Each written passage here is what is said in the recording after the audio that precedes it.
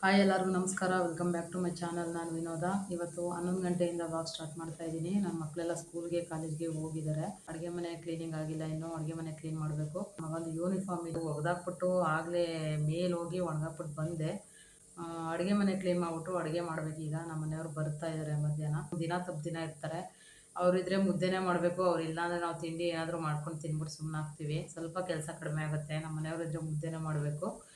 ಮಿಕ್ಕಿದ ಕೆಲಸಗಳಿರುತ್ತೆ. ರೂಮಲ್ಲೆಲ್ಲ ಅರಳಿಟ್ಟಿರ್ತಾರೆ, ಅದನ್ನೆಲ್ಲ ಎತ್ತಿಟ್ಕೊಂಡು ನಾನು ಒಂದು ಕಡೆಯಿಂದ ಅಡುಗೆ ಮಾಡಿದ್ರೆ ಮಕ್ಕಳು ಸಾಯಂಕಾಲ ಬಂದು ಅದನ್ನೇ ತಿನ್ಕೊಳ್ತಾರೆ. ಮಾಡೋಂಗೇನಿಲ್ಲ. ಮತ್ತು ನೈಟ್ ಬೇರೆ ಮಾಡ್ಕೊಬೇಕು. ನಮ್ಮ ಮನೆಯವ್ರು ಇದ್ದಾಗ ಬರೀ ಮುದ್ದೆನೇ ಮಾಡಬೇಕು. ಅವ್ರಿಗೆ ಬೇರೆದೆಲ್ಲ ಇಡಿಸಲ್ಲ. ಅವ್ರಿಗೆ ಮುದ್ದೆ ಬಿಟ್ಟರೆ ಬೇರೆ ಏನು ತಿನ್ನಲ್ಲ. ಅವರು ವೆರೈಟೀಸ್ ಎಲ್ಲ ತಿನ್ನಲ್ಲ, ಬರೀ ಮುದ್ದೆನೇ ಕೇಳ್ತಾರೆ. ಅದಕ್ಕೋಸ್ಕರ ಇವತ್ತು ಬೆಳಗ್ಗೆಯಿಂದ ಏನೆಲ್ಲ ಆಯಿತು ನಾನು ಇಲ್ಲಿ ಶೇರ್ ಮಾಡ್ತೀನಿ, ನೋಡ್ಕೊಂಬನ್ನಿ. ನಮ್ಮ ಮನೆಯವರು ಡ್ಯೂಟಿಗೆ ಹೋಗಿದ್ದರು. ಇದ್ದಿದ್ದು ನಾವು ನಾಲ್ವರಿಗೋಸ್ಕರನೇ ಒಂದು ಓಟ್ಸ್ ರೆಸಿಪಿನ ಮಾಡ್ತಾಯಿದ್ದೀನಿ. ಅದಕ್ಕೆ ನೀಟಾಗಿ ಏನೇನು ಐಟಮ್ಸ್ ಬೇಕೋ ಎಲ್ಲ ಹಚ್ಚಿ ನೀಟಾಗಿ ರೆಡಿ ಮಾಡಿ ಇಟ್ಕೊಳ್ತಾ ಇದ್ದೀನಿ. ಈಗ ಒಂದು ಟೊಮೊಟೊನ ಚೆನ್ನಾಗಿ ತೊಳೆದು ನೀಟಾಗಿ ಸಣ್ಣ ಸಣ್ಣದು ಹಚ್ಚಿಟ್ಕೊತಾ ಇದ್ದೀನಿ. 3 ಥರ ತರಕಾರಿ ತೊಗೊಂಡಿದ್ದೀನಿ. ಕ್ಯಾರೆಟು, ಬೀನ್ಸು, ಆಲೂಗಡ್ಡೆ 3 ಕೂಡ ಸ್ವಲ್ಪ ಅಂದರೆ ನೀವೆಷ್ಟು ತಿಂತೀರಾ ಅದ್ರ ಮೇಲೆ ಡಿಪೆಂಡ್ ಆಗುತ್ತೆ. ಎಷ್ಟು ಬೇಕೋ ಅಷ್ಟು ತರಕಾರಿ ತೊಗೊಳ್ಳಿ. ಜಾಸ್ತಿ ತಿನ್ನೋರು ಜಾಸ್ತಿ ತೊಗೊಳ್ಳಿ, ಕಡಿಮೆ ತಿನ್ನೋರು ಕಡಿಮೆ ತೊಗೊಳ್ಳಿ. ನಾವು ಮೊದಲೇನೆ ಐಟಮ್ಸ್ ಎಲ್ಲ ತೆಗೆದು ನೀಟಾಗಿ ತೊಳೆದು ನೀಟಾಗಿ ಹಚ್ಚಿಟ್ಕೊಂಬಿಟ್ರೆ ಬೇಗ ಈಸಿಯಾಗಿ ಕ್ವಿಕ್ಕಾಗಿ ಮಾಡ್ಕೊಬೋದು. ಅದಕ್ಕೋಸ್ಕರ ಫಸ್ಟೇ ರೆಡಿ ಮಾಡಿ ಇಟ್ಕೊಂಬಿಡ್ತಾ ಇದ್ದೀನಿ. ಮಕ್ಕಳೆಲ್ಲ ಓದ್ಕೊಳ್ಳೋದು ಬರ್ಕೊಳ್ಳೋದು ಮಾಡ್ಕೊಳ್ತಿದ್ದಾರೆ. ಇಲ್ಲಿ 1 ಇಂಚಷ್ಟು ಶುಂಠಿ ತೊಗೊಂಡಿದ್ದೀನಿ.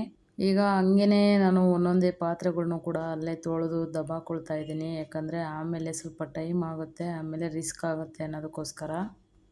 ಈಗ ಐಟಮ್ಸು ಏನೇನು ರೆಡಿ ಮಾಡ್ಕೊಂಡಿದ್ದೀನಿ ಅಂತ ತೋರಿಸ್ತಾ ಇದ್ದೀನಿ. ಬೀನ್ಸು, ಆಲೂಗಡ್ಡೆ, ಕ್ಯಾರೆಟು ಇದ್ದರೆ ಕ್ಯಾಪ್ಸಿಕಮ್ ಹಾಕ್ಕೊಳ್ಳಿ. ಮತ್ತು 1 ಟೊಮೊಟೊ ತೊಗೊಂಡಿದ್ದೀನಿ, ಸ್ವಲ್ಪ ಕೊತ್ತಂಬರಿ, 1 ಇಂಚಷ್ಟು ಶುಂಠಿ. ಮಸಾಲೆ ಪೌಡ್ರುಗಳು ಖಾರದ ಪೌಡ್ರು, ಬರೀ ಧನಿಯಾ ಪೌಡ್ರು, ಗರಂ ಮಸಾಲ ಪೌಡ್ರು, ಪಾವ್ ಭಾಜಿ ಮಸಾಲ ಮತ್ತು ಅರಶಿನ ಪೌಡ್ರು, ಒಂದು ಅರ್ಧ ನಿಂಬೆಹಣ್ಣು ತೊಗೊಂಡಿದ್ದೀನಿ.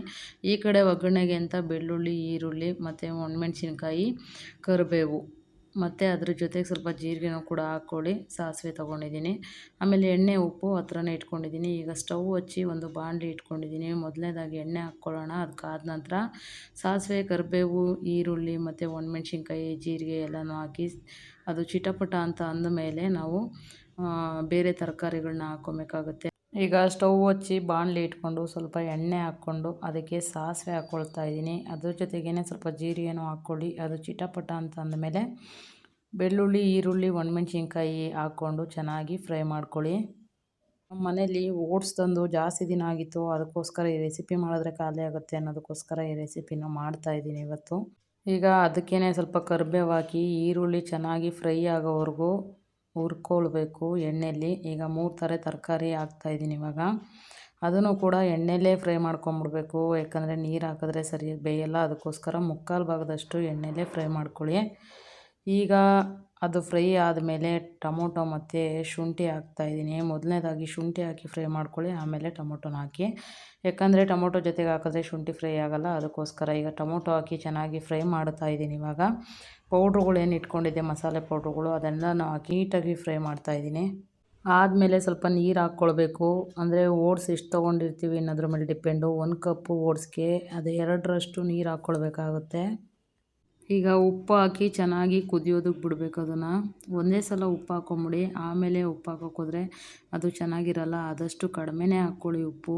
BP ಶುಗರ್ ಇರೋರು ಸ್ವಲ್ಪ ಜಾಸ್ತಿ ತಿನ್ನಬಾರ್ದು ಉಪ್ಪು. ಅದಕ್ಕೋಸ್ಕರ ಕಡಿಮೆನೇ ಹಾಕ್ಕೊಳ್ಳಿ. ಇವಾಗ ಏನೆಲ್ಲ ಪಾತ್ರೆಗಳು ಐಟಮ್ಸ್ ಇದೆ ಅಲ್ಲೆಲ್ಲ ನೀಟಾಗಿ ಎತ್ತಿ ತೊಳೆಯೋದಕ್ಕೆ ಹಾಕ್ಬಿಟ್ಟು ಹಂಗೆ ಕ್ಲೀನು ಕೂಡ ಮಾಡ್ಕೊಂಬಿಡ್ತೀನಿ. ಯಾಕಂದರೆ ಆಮೇಲೆ ನಮಗೆ ಈಸಿ ಆಗುತ್ತೆ ಅನ್ನೋದಕ್ಕೋಸ್ಕರ. ಈಗ ಪ್ಲೇಟ್ ಮುಚ್ಚಿ ಅದನ್ನು ಕುದಿಯೋದಕ್ಕೆ ಬಿಡ್ತಾಯಿದ್ದೀನಿ. ಅದು ಕುದೀತಾ ಇದ್ದಾಗ ಓಟ್ಸನ್ನು ಹಾಕಿ ಒಂದು 2 ರೌಂಡ್ ತಿರುಗಿಸ್ಕೊಂಡು ನೀಟಾಗಿ ಪ್ಲೇಟ್ ಮುಚ್ಚಿ ಒಂದು 10 ನಿಮಿಷ ಬಿಟ್ಬಿಡ್ಬೇಕಾಗುತ್ತೆ. ಅದು ಬಿಸಿನೀರಲ್ಲೇ ನೀಟಾಗಿ ಬೆಂದ್ಕೊಂಡಿರುತ್ತೆ. ಅಂದರೆ ಲೋ ಫ್ಲೇಮ್ನಲ್ಲಿ ಇಟ್ಕೊಂಡು ಬೇಯಿಸ್ಕೊಳ್ಳಿ, ತಳ ಅಂಟೋ ಚಾನ್ಸಸ್ ಇರುತ್ತೆ. ಅದಕ್ಕೋಸ್ಕರ ಪ್ಲೇಟ್ ಮುಚ್ಚಿ ಬಿಟ್ಬಿಡ್ತೀನಿ ಒಂದು 10 ನಿಮಿಷ. ಅದು ಬೇಯ್ತಾ ಇರಲಿ. ಅದು ಬೇಯೋಷ್ಟೊತ್ತಿಗೆ ಈ ಕಡೆ ನಾನು ಸಜ್ಜೆ ಮೇಲೆಲ್ಲ ಕ್ಲೀನ್ ಮಾಡ್ಕೊಂಬಿಡ್ತೀನಿ. ಒಂದು 10 ನಿಮಿಷದ ಮೇಲೆ ಪ್ಲೇಟ್ ತೆಗೆದು ತೋರಿಸ್ತಾ ಇದ್ದೀನಿ. ಲಾಸ್ಟಲ್ಲಿ ಸ್ವಲ್ಪ ಕೊತ್ತಂಬರಿ ಹಾಕ್ಕೊಳ್ಳೋಣ.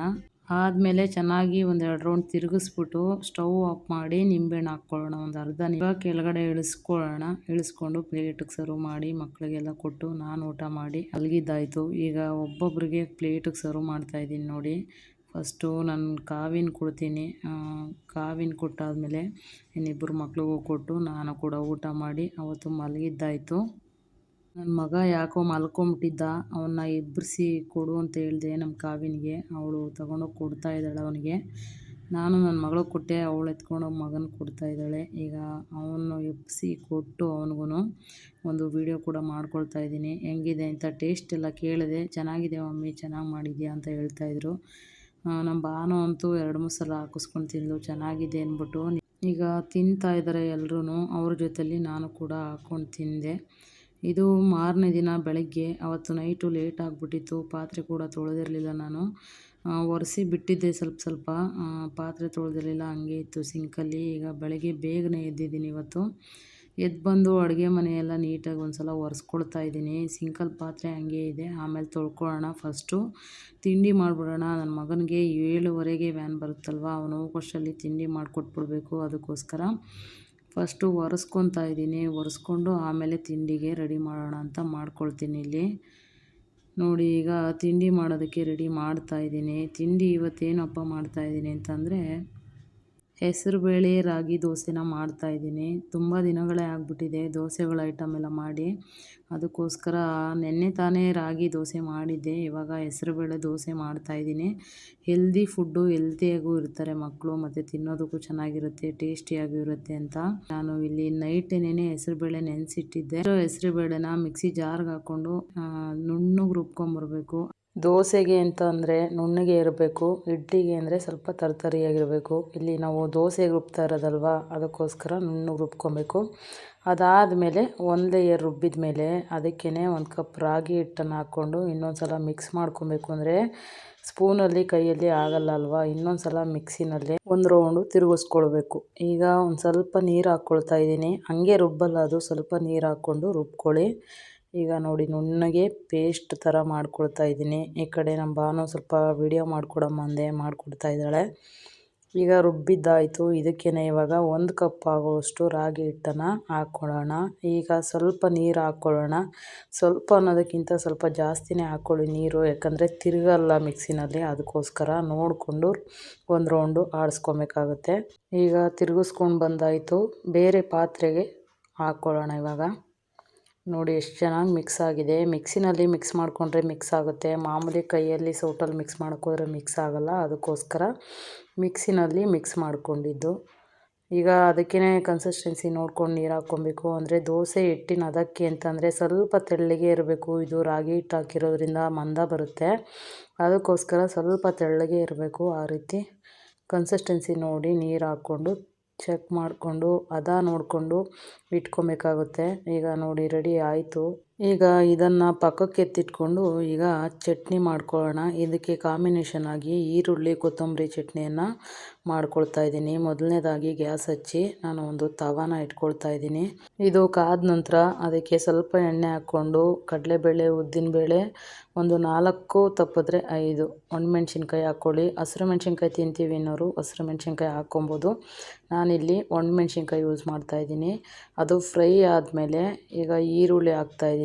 ಒಂದು ಮೀಡಿಯಮ್ ಸೈಜು, ಅಂದರೆ ಸಣ್ಣದೇ ತಗೊಳ್ಳಿ, ಜಾಸ್ತಿ ದೊಡ್ಡದೇನು ಬೇಡ.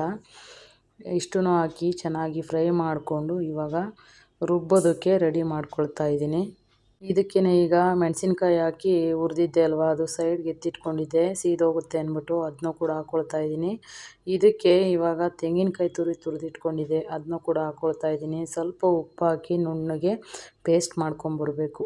ಇದಕ್ಕೆ ಲಾಸ್ಟಲ್ಲಿ ಹುಣಸೆಹಣ್ಣು ಕೂಡ ಹಾಕ್ಕೊಳ್ಳಿ, ಸ್ವಲ್ಪ ಹಾಕ್ಕೊಳ್ಳಿ, ಜಾಸ್ತಿ ಹುಳಿ ಆದರೆ ತಿನ್ನೋದಕ್ಕಾಗಲ್ಲ. ಅದಕ್ಕೋಸ್ಕರ ಈಗ ರುಬ್ತಾ ಇದ್ದೀನಿ ಚಟ್ನಿಗೆ. ಇದು ರುಬ್ಬಿದೆಲ್ಲ ಆದಮೇಲೆ ದೋಸೆಗೆಲ್ಲ ರೆಡಿ ಮಾಡಿ ಇಟ್ಟಿದ್ದೀವಲ್ವ, ಅದನ್ನೂ ಕೂಡ ಇವಾಗ ಮಾಡ್ಕೊಳ್ಳೋಣ. ಈಗ ರುಬ್ಬಿದ್ದು ಕೂಡ ಆಯಿತು. ಅದನ್ನು ತೆಗೆದು ಒಂದು ಬೇರೆ ಪಾತ್ರೆಗೆ ಶಿಫ್ಟ್ ಮಾಡ್ಕೊಳ್ಳೋಣ. ಈಗ ಅದೇ ಪಾತ್ರೆಗೆ ಗ್ಯಾಸ್ ಹಚ್ಚಿ ಮತ್ತು ಸ್ವಲ್ಪ ಎಣ್ಣೆ ಹಾಕ್ಕೊಂಡು ಕಡಲೆಬೇಳೆ, ಉದ್ದಿನಬೇಳೆ, ಸಾಸಿವೆ, ಕರಿಬೇವು ಇದನ್ನೆಲ್ಲ ಹಾಕ್ಕೊಂಡು ಒಗ್ಗರಣೆ ಮಾಡ್ಕೊಳ್ಬೇಕು. ಒಂದು ಒಣಮೆಣ್ಸಿನ್ಕಾಯಿನೂ ಕೂಡ ಹಾಕ್ಕೊಳ್ಳಿ, ಇಲ್ಲ ಹಸಿರು ಮೆಣಸಿನ್ಕಾಯಿ ಹಾಕ್ಕೊಳ್ಳಿ. ಇಷ್ಟನ್ನು ಹಾಕಿ ಚೆನ್ನಾಗಿ ಫ್ರೈ ಮಾಡಿಕೊಂಡು ಲಾಸ್ಟಲ್ಲಿ ರುಬ್ಬಿರೋ ಚಟ್ನಿನ ಹಾಕಿ ಒಗ್ಗರಣೆ ಮಾಡಿಕೊಂಡ್ರೆ ಸಖತ್ತಾಗಿರುತ್ತೆ ಕಾಂಬಿನೇಷನ್ನು ದೋಸೆಗೆ. ಇದನ್ನು ಕೂಡ ಇವಾಗ ಪಕ್ಕಕ್ಕೆ ಎತ್ತಿಟ್ಕೊಂಡು ಸ್ಟವ್ ಹಚ್ಚಿ ಇವಾಗ ಮತ್ತೆ ದೋಸೆ ತವ ಇಟ್ಕೊಳ್ಳೋಣ. ಈಗ ದೋಸೆ ಹಿಟ್ಟು ಹಾಕೋದಕ್ಕೂ ಮುಂಚೆ ಅದು ಹೆಂಚು ಕಾಯ್ತಾ ಇರಲಿ. ಈಗ ಮಕ್ಕಳಿಗೆ ಹಾಲು ಕೊಟ್ಬಿಡೋಣ ಅಂದ್ಬಿಟ್ಟು ಹಾಲು ರೆಡಿ ಮಾಡ್ತಾಯಿದ್ದೀನಿ. ಮಕ್ಕಳೆಲ್ಲ ಒಬ್ಬೊಬ್ಬರೇ ಸ್ನಾನಕ್ಕೆ ಹೋಗ್ತಾ ಇದ್ದಾರೆ. ಅವ್ರು ಫ್ರೆಶಪ್ ಆಗಿ ಕಾಲೇಜ್ಗೆ ಸ್ಕೂಲ್ಗೆ ಹೋಗ್ಬೇಕಲ್ವ, ಅದಕ್ಕೋಸ್ಕರ ಅವ್ರಿಗೆ ಕೊಟ್ಟಿದ್ದೆಲ್ಲ ಆದಮೇಲೆ ದೋಸೆ ಬ್ಯಾಟರ್ನ ಈ ರೀತಿ ತವಾ ಮೇಲೆ ಹಾಕಿ ಈ ರೀತಿ ಸ್ಪ್ರೆಡ್ ಮಾಡ್ಕೊಳ್ಬೇಕಾಗತ್ತೆ. ಅದು ಸ್ಪ್ರೆಡ್ ಆದಮೇಲೆ ಸ್ವಲ್ಪ ಎಣ್ಣೆ ಹಾಕ್ಕೊಬೇಕು ಅದ್ರ ಮೇಲೆ. ಜಾಸ್ತಿ ಎಣ್ಣೆ ತಿನ್ನೋರು ಜಾಸ್ತಿನೇ ಹಾಕ್ಕೊಳ್ಳಿ, ಕಡಿಮೆ ಎಣ್ಣೆ ತಿನ್ನೋರು ಕಡಿಮೆನೇ ಹಾಕ್ಕೊಳ್ಳಿ. ಈಗ ಚೆನ್ನಾಗಿ ಬೆಂದ ನಂತರ ಅದರ ಮೇಲೆ ಪ್ಲೇಟ್ ಮುಚ್ಚಿ ಬೇಯಿಸ್ಕೊಳ್ಳಿ. ಬೆಂದ ನಂತರ ಈಗ ಒಂದು ಪ್ಲೇಟ್ಗೆ ಸರ್ವ್ ಮಾಡ್ತಾಯಿದ್ದೀನಿ. ನೆಕ್ಸ್ಟ್ ಇನ್ನೊಂದು ದೋಸೆನ ಅದೇ ಥರ ಹಾಕ್ಕೊಳ್ತಾ ಇದ್ದೀನಿ. ಎಷ್ಟು ಚೆನ್ನಾಗಿ ಬಂದಿತ್ತು ಗೊತ್ತಾ, ಇದು ಟೇಸ್ಟು ಆರಿದ್ಮೇಲೆ ತಿನ್ನೋದಕ್ಕಂತೂ ಸೂಪರಾಗಿತ್ತು.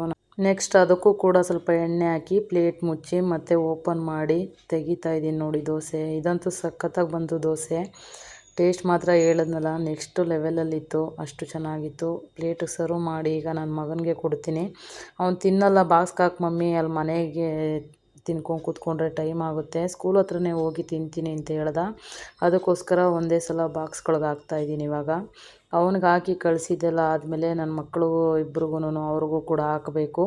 ಇನ್ನು ನನಗಂತೂ ಈ ದೋಸೆ, ಚಪಾತಿ, ರೊಟ್ಟಿ ಎಲ್ಲ ಯಾಕಾದರೂ ಮಾಡ್ತೀನೋ ಅಂತ ಅನ್ನಿಸ್ಬಿಡುತ್ತೆ. ಸಿಕ್ಕಾಪಟ್ಟೆ ಕಾಲು ನೋವು ಬರುತ್ತೆ ನನಗೆ. ಅಲ್ಲಿ ಅಡುಗೆ ಮನೇಲಿ ನಿಂತ್ಕೊಳ್ಳೋಕ್ಕಾಗಲ್ಲ. ಆಮೇಲೆ ಫುಲ್ಲು ಸುಸ್ತಾಗ್ಬಿಡುತ್ತೆ. ಏನೋ ಒಂಥರ ಟಯರ್ಡ್ನೆಸ್ಸು ಆಗ್ತಾನೇ ಇರಲ್ಲ ನನಗೆ, ಅಷ್ಟು ಟಯರ್ಡ್ನೆಸ್ ಆಗುತ್ತೆ. ಅದಕ್ಕೋಸ್ಕರ ರೊಟ್ಟಿ, ಚಪಾತಿ, ದೋಸೆ ಮಾಡೋದಕ್ಕೆ ಬೇಜಾರು. ಈಗ ನನ್ನ ಮಗನ್ನ ಕಳಿಸಿದ್ದಾಯಿತು, ಇವ್ರಿಗೂ ಹಾಕ್ಕೊಟ್ಟು ಇವಾಗ ಬಾಕ್ಸ್ ಎಲ್ಲ ರೆಡಿ ಮಾಡಿದ್ದೀನಿ. ಅವರು ತಿಂತಾ ಇದ್ದಾರೆ. ಅವರು ಇನ್ನೇನು ರೆಡಿಯಾಗಿ ಹೋಗೋಷ್ಟರಲ್ಲಿ ಸಿಂಕಲ್ಲಿ ಪಾತ್ರೆ ಇತ್ತು ಅಂತ ಹೇಳಿದ್ನಲ್ಲ, ಅದನ್ನೆಲ್ಲ ನೀಟಾಗಿ ಒಂದೊಂದಾಗಿ ತೊಳ್ಕೊಳ್ತಾ ಇದ್ದೀನಿ. ಅವ್ರು ಹೋದ್ಮೇಲೆ ಇನ್ನೂ ಸ್ವಲ್ಪ ಕೆಲಸಗಳು ಬಾಕಿ ಉಳಿದಿರುತ್ತೆ, ಅದನ್ನು ಕೂಡ ಮಾಡ್ಕೊಬೇಕು. ರೂಮಲ್ಲೆಲ್ಲ ಅಳ್ಳಿರ್ತಾರೆ, ಅದನ್ನ ಎತ್ತಿಟ್ಕೊಂಡು ಇನ್ನೊಂದು ಸಲ ನನ್ನ ಮಗ ಎಲ್ಲ ಫುಲ್ಲು ಅಳ್ಳಿರ್ತಾನೆ. ಅವನಿದ್ರಂತೂ ಸಿಕ್ಕಾಪಟ್ಟೆ ಗಜಿಬಿಜಿ ಆಗಿರುತ್ತೆ ಮನೆ. ಎಷ್ಟೇ ಕ್ಲೀನ್ ಮಾಡಿದ್ರೂ ಅದು ಕ್ಲೀನಾಗಿರಲ್ಲ. ಇನ್ನು ಈ ವಿಡಿಯೋ ಇಷ್ಟ ಆದರೆ ಲೈಕ್, ಶೇರ್, ಕಮೆಂಟ್, ಸಬ್ಸ್ಕ್ರೈಬ್ ಮಾಡೋದನ್ನು ಮರಿಬೇಡಿ ಅಂತ ಹೇಳ್ತಾ ಇವತ್ತಿನ ವಿಡಿಯೋನ ಎಂಡ್ ಮಾಡ್ತಾಯಿದ್ದೀನಿ.